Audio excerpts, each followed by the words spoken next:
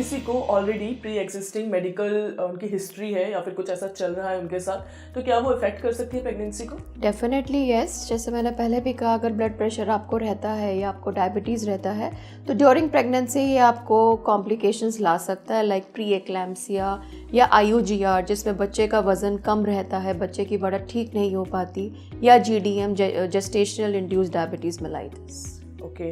और मैम कौन कौन से अवेलेबल चाइल्ड बर्थ ऑप्शंस अभी हैं? अवेलेबल बहुत सारे हैं। सबसे पहले तो I am advocator for normal delivery. आपको नॉर्मल डिलीवरी से बिल्कुल भी नहीं घबराना चाहिए। Just remove all the myths concerning normal delivery before you go in for labour. Secondly हम लोग एपिड्यूरल भी देते हैं जिसमें लेडी को पेन्स नहीं आते हैं, वो एक्सपीरियंस नहीं कर पाती कि पेन आ रहा है या नहीं आ रहा है। It's kind of anaesthesia, local anaesthesia, and it helps in the normal delivery of a child.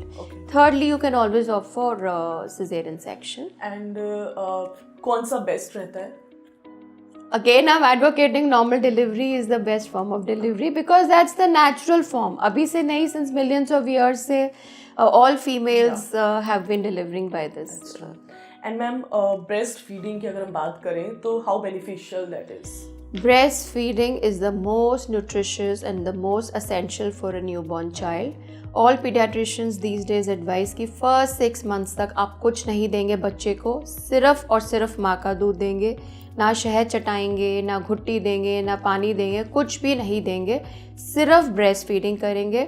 कोई काउज मिल्क नहीं देंगे, गाय का दूध, बफलो का दूध कुछ नहीं देंगे, सिर्फ माँ का दूध देंगे, क्योंकि वी आर ह्यूमंस और माँ का दूध हम ह्यूमंस के लिए बेस्ट है।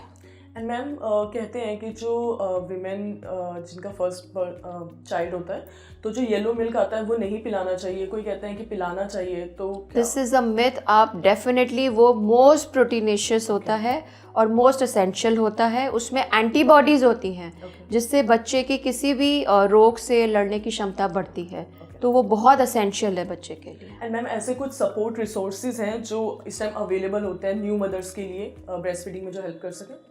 सपोर्ट रिसोर्सेज बहुत हैं, ब्रेस्ट पम्प्स हैं, कुछ मेडिसिन्स हैं, कुछ डाइट है, स्पेशल फूड्स हैं जो हम रेकमेंड करते हैं जिससे कि आपको अच्छा ब्रेस्ट उत्पन्न हो। ओके मैम, तो ये कुछ मेजर क्वेश्चंस थे जो हमारे पास आए थे प्रेगनेंसी को लेके।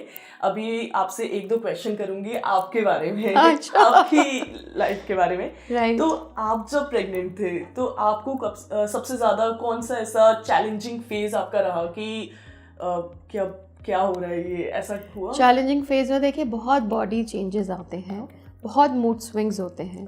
मी despite being a doctor I was well aware कि ये चीज़ें होती हैं, but still I had to fight them कि ये क्या हो रहा है, मेरा ब्रेस्ट कैसे हो गए, मेरी बॉडी शेप कैसे हो गई, मुझे मूड स्विंग्स क्यों हो रहे हैं, मुझे इतनी क्रेविंग्स क्यों हो रही हैं। So that was a challenge I think, but in the end all is well that ends well. So when you become a mother, मातृत्व ना सबसे सुंदर अनुभव है इस वर्ल्ड का, I would say. Okay. And ma'am कोई ऐसा आपको अटपटी एडवाइस मिली हो प्रेगनेंसी के दौरान कि आपको लगा हो कि नहीं ऐसा नहीं होता है, मुझे पता है मैं डॉक्टर हूँ, ऐसा कुछ हुआ है?